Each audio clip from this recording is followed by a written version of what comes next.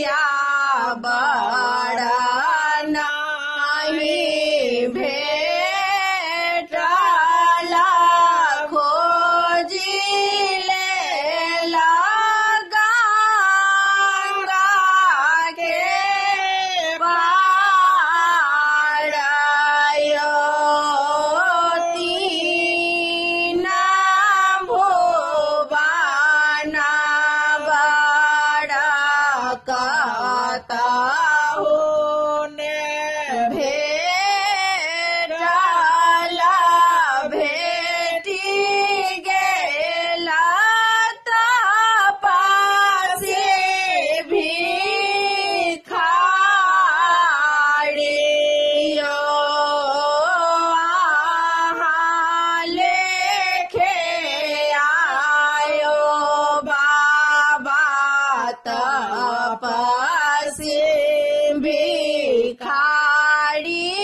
छठी मोरा लेखे श्री भगवान आयो लेके आयो बाबा तप